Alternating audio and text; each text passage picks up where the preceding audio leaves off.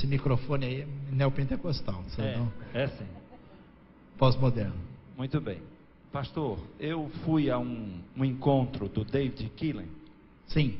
E, assim, a ideia dele de culto é de muita liberdade. Aham. E durante todo o encontro que eu participei, havia as expressões mais, assim, estranhas para a gente mais tradicional, não é?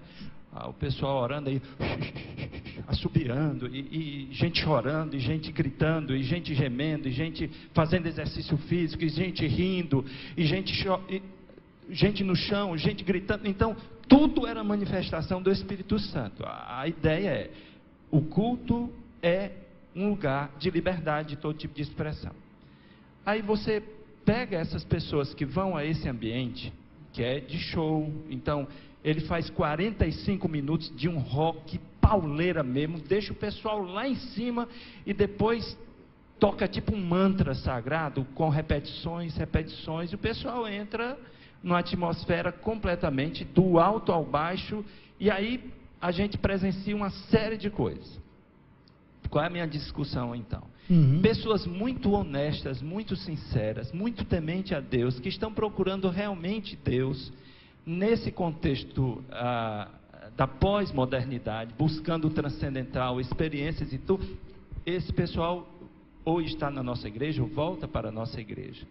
E aí, quando ela começa, por exemplo, a querer viver as mesmas experiências que viveram lá, elas encontram alguém que olha, alguém que censura, alguém que dá uma palavra, alguém que vai lá e limita a liberdade, e ela fica altamente constrangida, entristecida, e começa a dizer: eu não sinto Deus aqui, eu vou sair da igreja, porque eu não sinto Deus, eu não tenho liberdade para cultuar. Se eu choro alto, reclamam. Se eu digo aleluia em voz alta, reclamam. E uma série.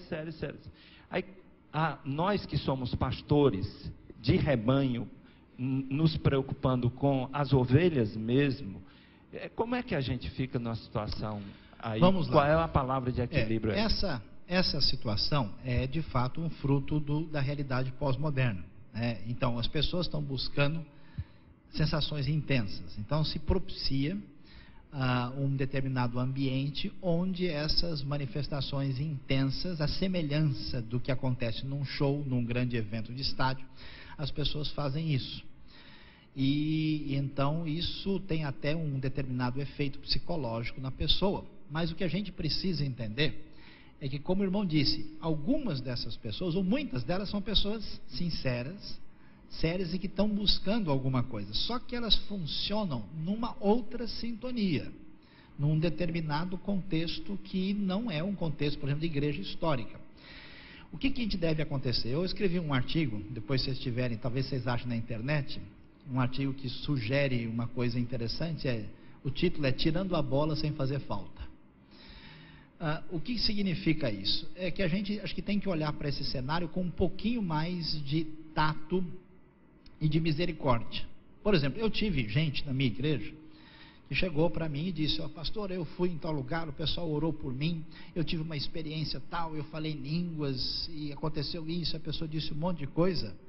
Eu falei: é mesmo? Então como é que foi isso? A pessoa contou os detalhes, contou até detalhes de natureza psicológica. Eu falei: olha, você sabe que uma experiência dessa pode ser uma coisa de Deus, pode ser uma coisa do seu coração psicológico, ou pode ser até uma coisa que não seja muito boa. Então vamos fazer o seguinte, vamos orar aqui, entregar isso diante de Deus, e a gente fica em contato, né?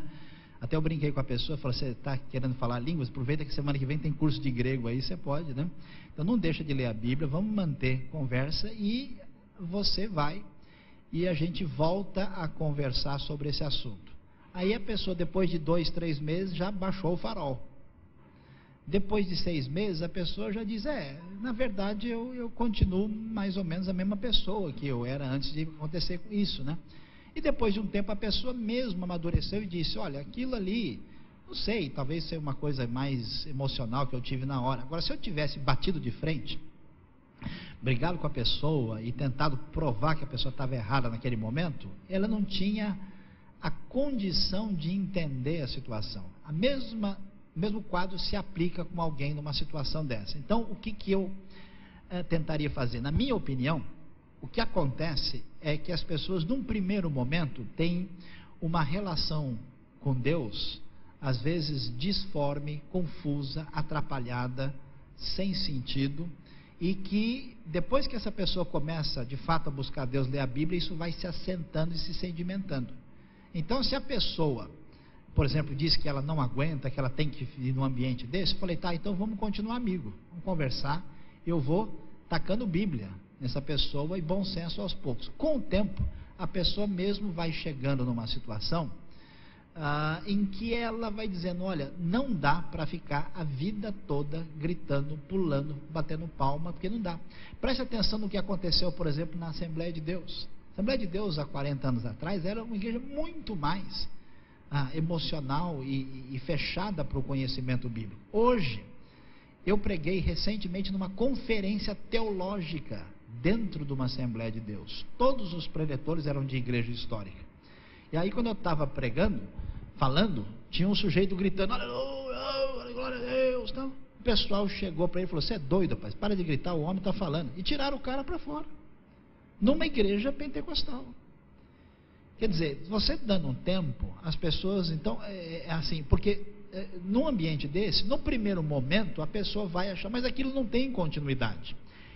Eu tenho tido o privilégio e a responsabilidade de falar em ambientes assim, muito neopentecostais. Quando o negócio começa, eu fico na minha quieto, ouço toda a situação, falo, agora é minha vez. Aí lá vem a Bíblia. Agora deixa comigo, né? Então, aí o próprio pessoal, depois de um tempo, eles não têm como manter aquilo. Toda vez, isso é sociológico. Toda vez que um movimento religioso surge, ele surge no impulso catártico. Depois ele tende à própria sedimentação e a pessoa vai chegar no momento em que ele não tem condições de... Recentemente fui falar num congresso do Brasil para Cristo. Hoje é uma igreja muito diferente do que foi quando ela começou. Se a gente deixar um espaço para conversar, para dialogar e permitir um pouquinho de paciência, o próprio pessoal vai chegando no momento em que ele... Né? Agora, tudo isso tem limites. Por exemplo, é claro que um culto desse jeito, onde um pula, outro deita, outro assobia, outro dá cambalhota, outro luta capoeira, realmente não é. Paulo fala sobre isso em 1 Coríntios, né? Que tudo deve ser feito com ordem e decência. Quando alguém vai falar em línguas em Coríntios, fala 1, 2... Isso não pode, né? Essa ideia de que o culto é liberdade, que ele não tem coordenação, que cada um faz o que dá vontade, né? Um resolve tirar o tênis, jogar no outro, aí vira doideira, né? Eu sempre digo para o pessoal, você quer ter, por exemplo, quando alguém chega para mim e fala, mas pastor, eu estava com vontade, você quer manifestar eu queria dançar com Jesus, você quer? Então você faz o seguinte, vai para sua casa, pega o seu quarto, fecha a porta, lá você faz o que der vontade, pendura no ventilador, prende dentro do guarda-roupa, fica de ponta cabeça na gaveta, se esconde debaixo da cama, dá salto mortal, lá dentro você tem toda a liberdade. Agora, aqui não, sabe por quê? Porque o centro do culto é Jesus. Se você começa a dar salto mortal e cambalhota dentro da igreja, você passa a ser o centro do culto. Então é melhor, né, eu tenho uma opinião que Jesus deve ser mais centro do culto do que eu ou você. Então a gente vai, na adoração coletiva, a gente faz todo mundo junto. Você imagina a loucura que seria se eu falasse, vamos cantar para o Senhor? Vai, cada um canta o que sentir vontade. Ai, vira loucura. Então nós vamos fazer tudo juntos com a organização que Deus... Agora, se você não consegue se conter e tem vontade, sozinho, individualmente, você pode imitar o Ezequiel, entendeu? Como você quiser, os exemplos mais diferentes da Bíblia, dentro do seu relacionamento pessoal, você pode fazer. Aqui, não, porque não vai ajudar. E com o tempo o pessoal vai baixando a bola e acertando os ponteiros. A gente não pode perder a pessoa, especialmente se você percebe que ela é sincera e que ela tem um coração que está buscando aquilo e está recebendo de uma outra maneira a situação.